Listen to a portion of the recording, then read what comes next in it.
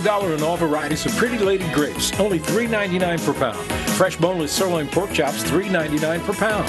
Super Swapper Superbug Insect Spray, 430 milliliter tin, only $3.99. Regular Diet Coca-Cola soda, 6-pack tins, only $6.49. Yoplait yogurt, 6-ounce tubs, only $1.09. All stores open Monday through Saturday from 7 a.m. to 10 p.m. and Sunday, 9 a.m. to 7 p.m. for your shopping convenience. You can count on us.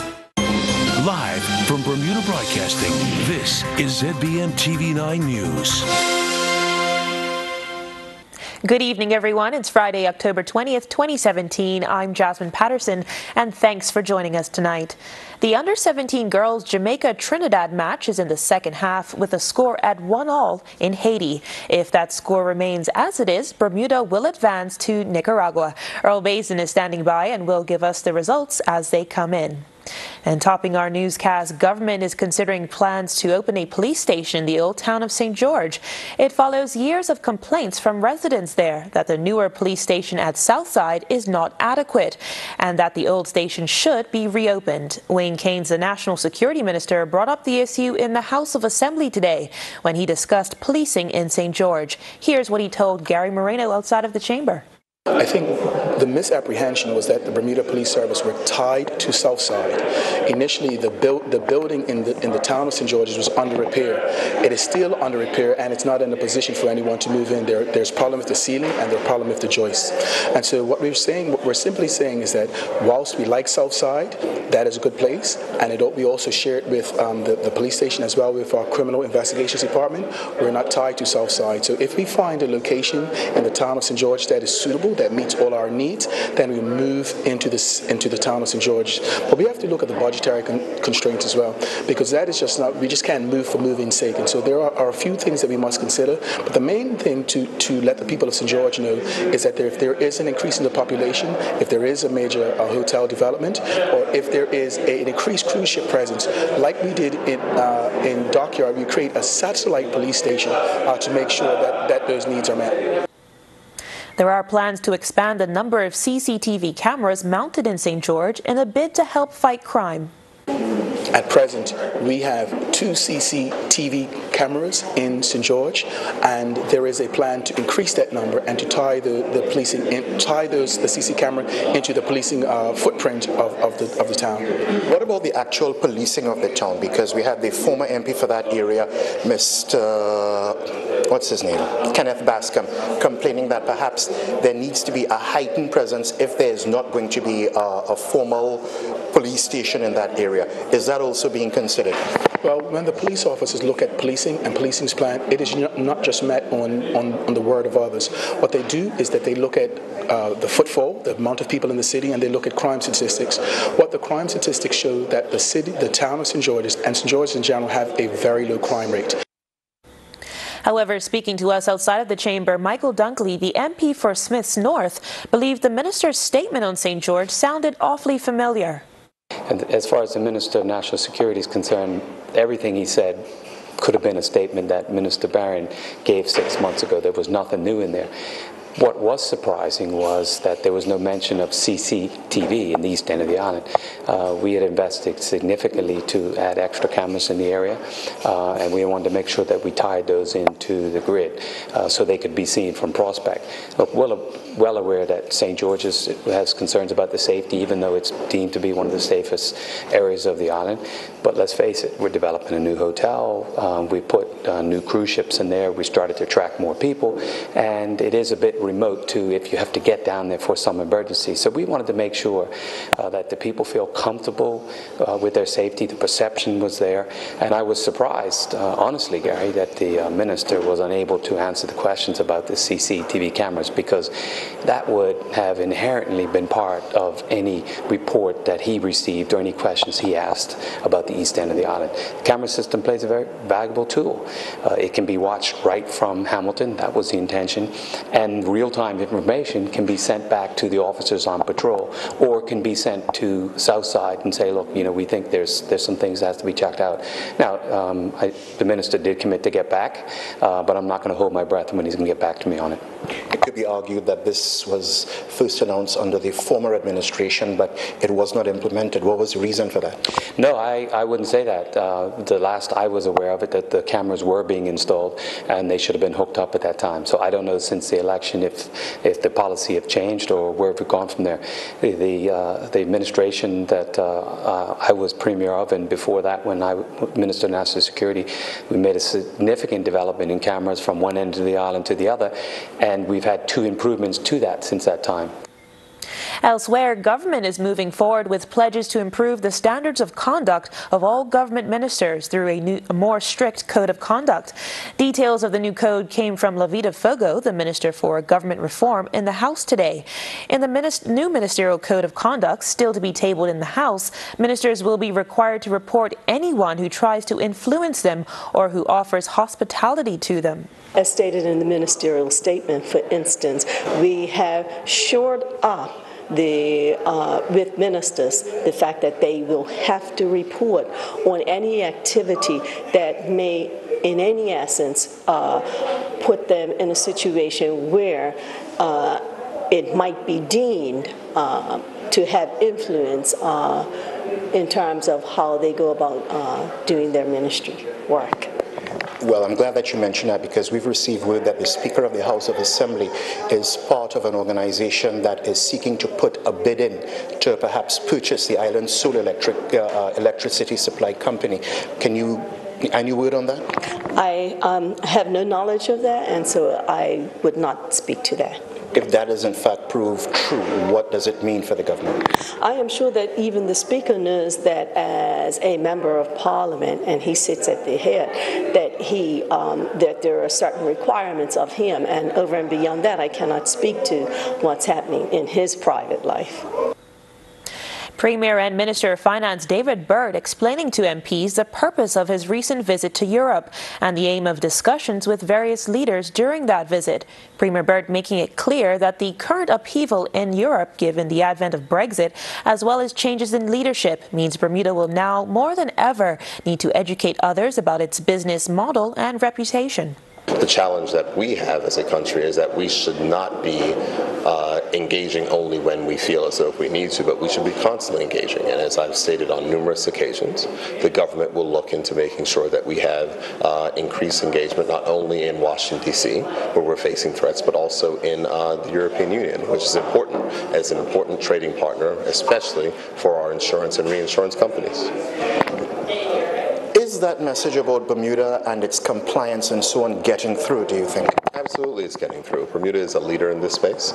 We will continue to lead in this space. We've recognized, and successive governments have decided, that in order to make sure that we can keep what it is that we have, we want to make sure that we are and leading the pack when it comes to making sure that Bermuda is recognized as a transparent place to do business. The one thing that we like to say is that Bermuda is an excellent place to raise capital, and it's not the best place to hide it.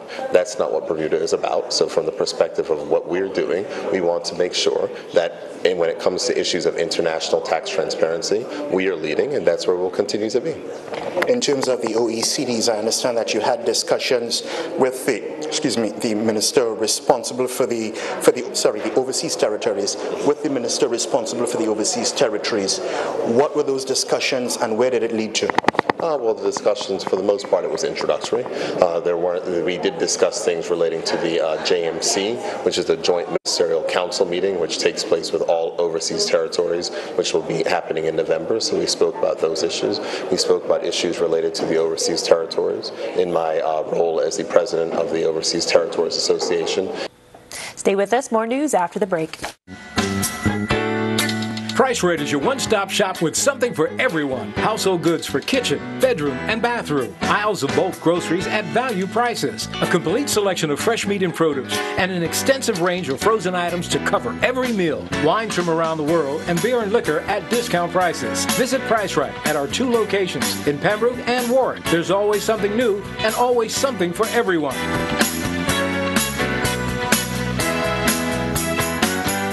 When you shop online, the cheapest, quickest, and easiest way to bring your packages into Bermuda is with U.S. Express at mailboxes. And there are things that you can't ship to Bermuda sometimes, especially IT equipment and things like that.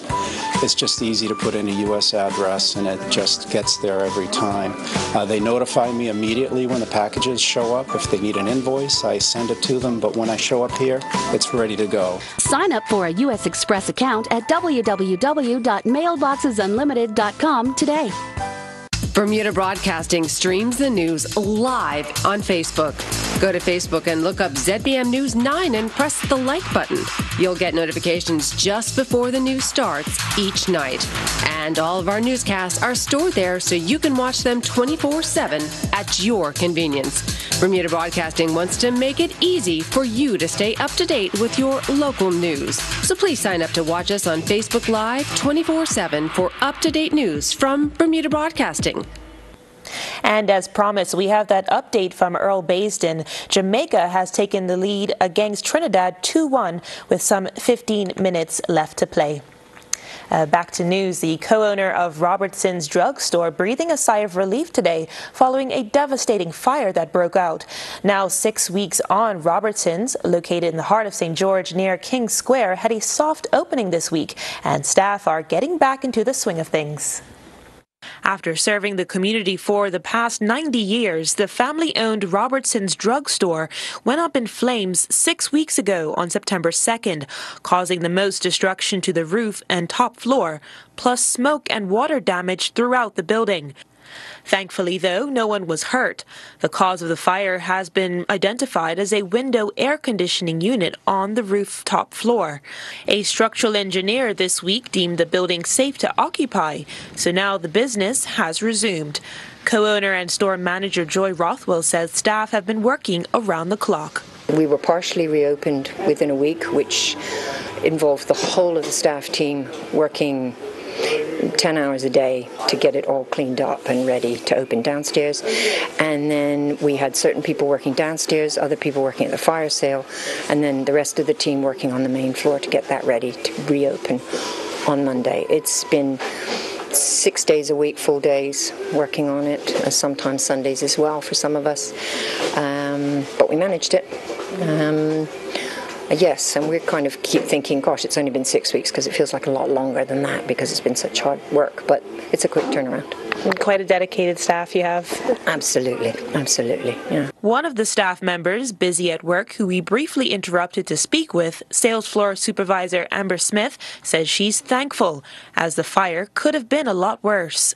It was heartbreaking to watch. I was literally in tears. All of us were pretty much, but it was. It's just been a lot of hard work, a lot of teamwork, a lot of elbow grease. We're all very tired, but we're all happy to be alive and have jobs. Robertson's is literally like the staple of St. George's. You know, Robertson's is St. George's. You know, and so many people depend on us for their prescriptions and just, you know, their everyday stuff. We have some customers that are literally in here every single day. A loyal customer and St. George's resident, Burnett Can, is one of the many shoppers glad things are returning to normal. And I've been shopping at Robertson's for over 60 years. Really a place to come to find everything that you want. I'm glad that they were able to save most of the things. So as repairs continue, what is the next move for Robertson's drugstore? It's a relief to be back open, and it's, again, I still kind of can't believe that we've done this much in this amount of time, in this short space of time, rather. But yeah, it's a relief to be one step further on. Robertson's drugstore in St. George has resumed its normal opening hours of 8 a.m. to 7:30 p.m. throughout the week. Now let's turn to the AccuWeather headquarters for the latest. AccuWeather is presented by BF&M Insurance Group. We now go to AccuWeather headquarters. This AccuWeather forecast is brought to you by the BF&M Insurance Group, and the ZBM forecast looks good today. It's nice to have a little bit of drier weather returning. This big stripe of clouds and showers that was parked over our heads over the past few days. It brought us some beneficial rain. It erased half of our October rainfall deficit. In other words, we're still a little drier than average, but we're we erased about half of the rain shortage going back to the past 5 days or so. Now the clouds are east. We are drier. There's a breeze from the north-northwest, and if you're out and about this evening, you'll notice the difference in the humidity. It was a lot muggier yesterday, and the north-northwest breeze is kicking up some extra waves, especially in the outside of the reefs. 3 to 6 footers are still churning. Tomorrow, more of a 3 to 5 foot range for the waves, and on the inside, 1 to 2 footers are out there. So it's cooler, 75 right now, and it looks nice tonight with a partly cloudy sky. It won't be totally clear, but there will be fewer clouds, and keep in mind the Orionid meteor shower peaks tonight, especially after midnight. The shooting stars will be out there. If you're in a darker part of the island, or perhaps on a darker part of the island, you might see 10 to 15 of these per hour. So it's one of the 4 or 5 better displays over the course of the calendar year. Tomorrow, a great day. Lots of sunshine, 78, good day for the cruise ships, and when the weather's cooperating, that's always good news for tourism dollars as well. And you can see that the tide chart here shows that there was recently a low tide, 351. Next high tide, 9:58 tonight, and then there's an early morning low tide. I will not be awake at that time. I suspect most of us will miss that one, but there's another high tide around late morning tomorrow. Gateway forecast, spectacular weather from Atlanta all the way up into the New England states of the U.S., and Toronto's in great shape as well. Temperatures running a little bit above average, lots of sunshine, dry weather, and no weather worries there. Miami has a few showers and storms. London, it is a cool fall day with some showers Saturday, 59 degrees and extra cloud cover there as well. Elsewhere across the Caribbean, we have some good news for you. No tropical development, and we haven't been able to say that too much over the past few months. Jamaica, scattered showers and thunderstorms. Barbados looks bright and dry. The leewards are in excellent shape. You get farther south into the windwards, there will be a few showers and storms into Trinidad and maybe into Scarborough, Tobago. 5-day forecast, 3 spectacular days in a row. Less humid, a little bit of a breeze. Again, a little choppy out there on the water at times, but the waves should diminish some into Sunday. Monday, another great day, 78, lows in the low 70s, and then into Tuesday and Wednesday, the clouds will return, the showers will return as well, and the humidity will be on the rise. You can always get more and also listen to some good music. Ocean 89, Power 95, and Inspire 105. Enjoy your weekend. AccuWeather was presented by BF&M Insurance Group.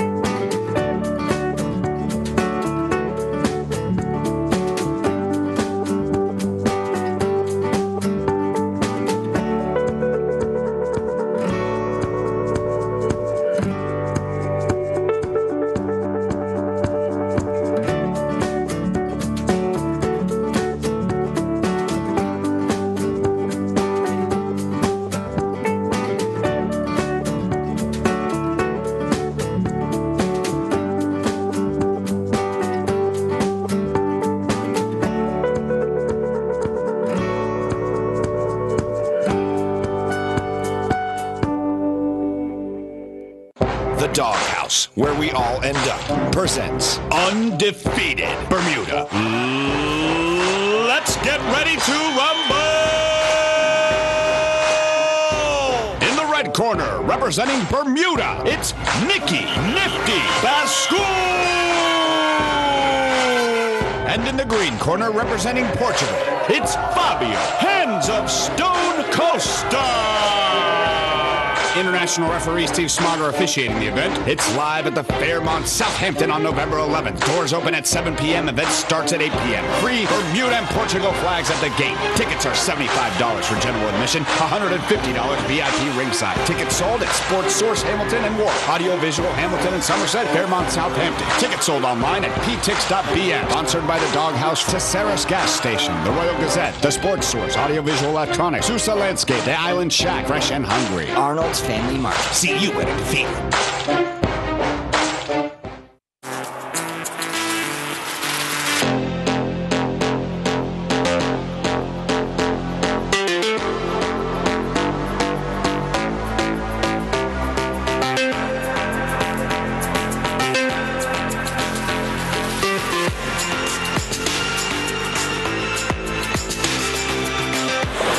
been one of those challenges I've just had to do. You see these guys that have done it and wanted to take it on and show that I've got what it takes, or at least find out if I have what it takes, because I know it's going to be tough. It's going to be the toughest thing I've ever done, and I can't wait to get out there.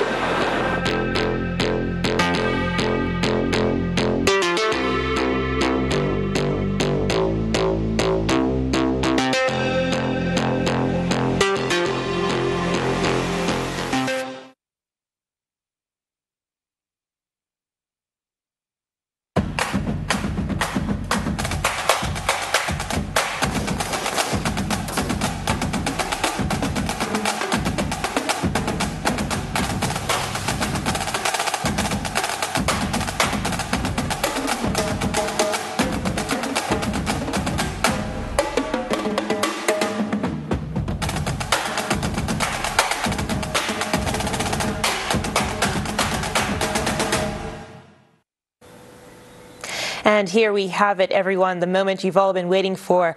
Earl Baisden telling us Bermuda's under-17 women's national team have advanced to the CONCACAF finals in Nicaragua following the Jamaicans' 3-1 victory over Trinidad.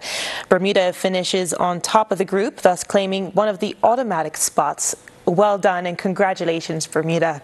Nikki Wells' coach says he's making progress. Bermuda national women's coach pleads with Bermuda's under-17 national team, and a champion is crowned at the WER Joel Tennis Stadium. Earl Baisden has these stories and more in tonight's Sports Report.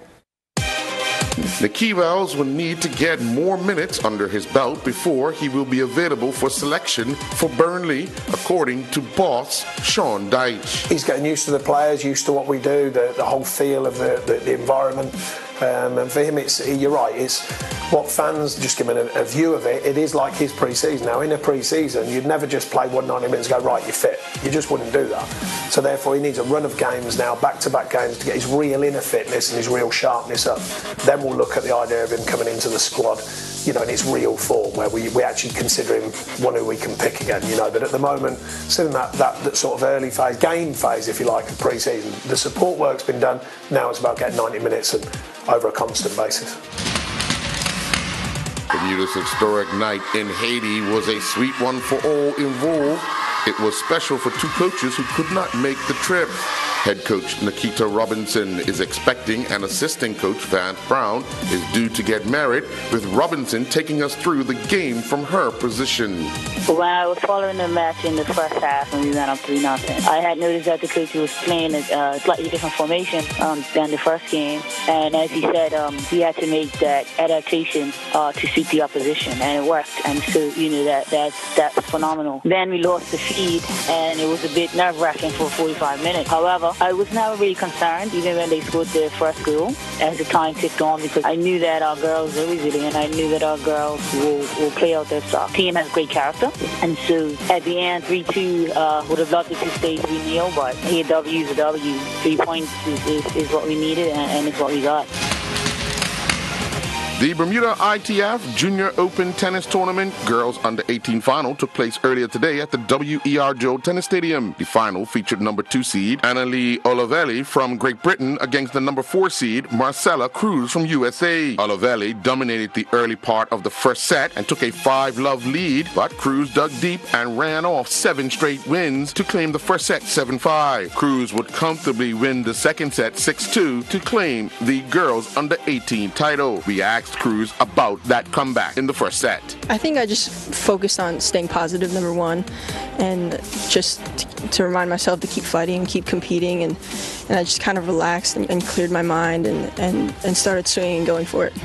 You started hitting some big shots as you started to feel more comfortable and get yourself back into it, but early on you seemed like you was troubling yourself measuring your opponent. Was that a problem you were facing? I think yeah, it took some time to figure out, you know, what my strategies were and what my tactics were going to be, and I was struggling a little bit with that, and also nerves as well. So, and once I start to get the momentum and understand how I wanted to play, it started going a lot better for me.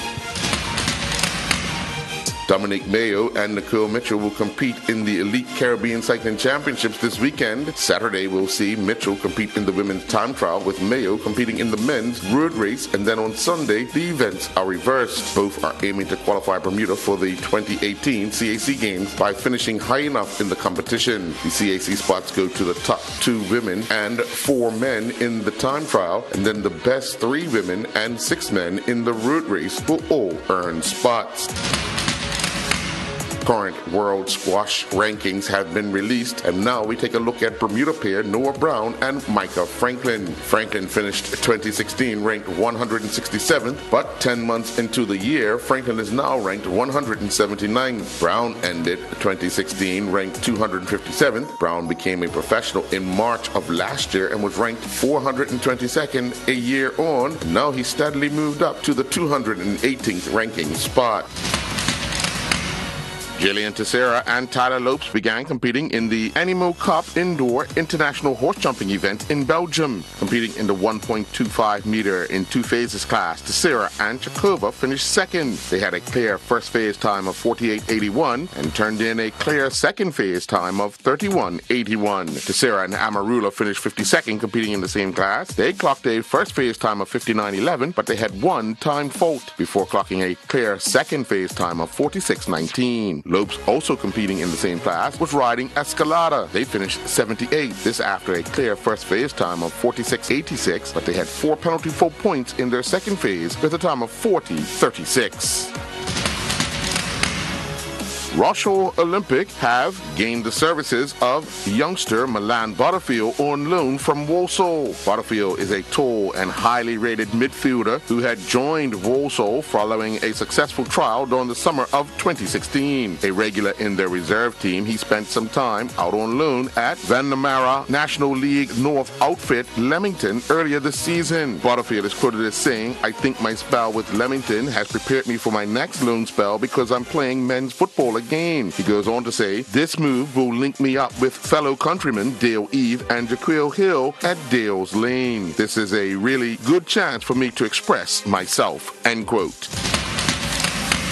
In second spring senior bowling league action at the Warwick Lanes, it saw the Drifters defeat the last minute 3-1. Bowling Kicking and the Blue Angels drew 2-2, while the newcomers went down 4-0 to the last pin. Pin Splitters defeated the Islanders 3-1. I'm Earl Baisden with Bermuda Broadcasting Sports.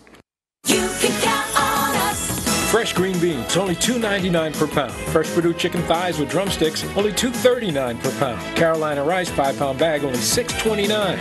All size boys and girls Huggies pull-ups, only $15.99. Shockwhite sweet whole kernel or cream style golden corn, 15.25 ounce tin, just 89 cents. All stores open Monday through Saturday, 7 a.m. until 10 p.m. and Sunday 9 a.m. to 7 p.m. for your shopping convenience. You can count on us.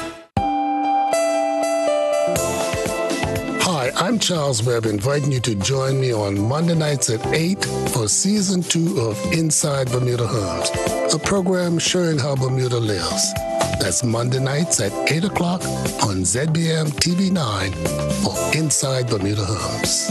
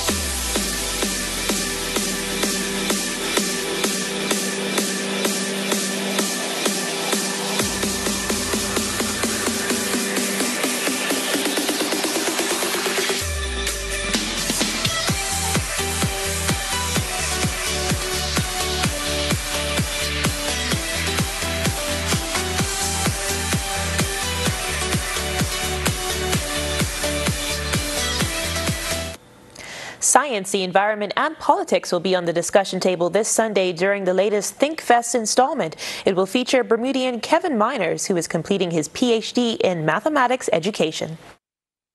The three projects that I'll be discussing are firstly a model that I've created that looks at how quickly invasive fish invade a new area. The second one looks at how bacteria is affected by antibiotics and how we can model that. And finally, I have a model that simulates how people vote and make decisions, which can be applied here in Bermuda in elections. But one of the great things about mathematical modeling is that it's quite abstract, and so it can be applied to lots of different areas. And so in my PhD research, I'm able to use similar mathematical models that apply to fish, that also apply to people and to bacteria. Hopefully people will leave having learned something new that I presented. I hope to really break it down so people can understand. Don't forget ThinkFest this Sunday starting at 5 p.m. at the Bermuda College North Hall.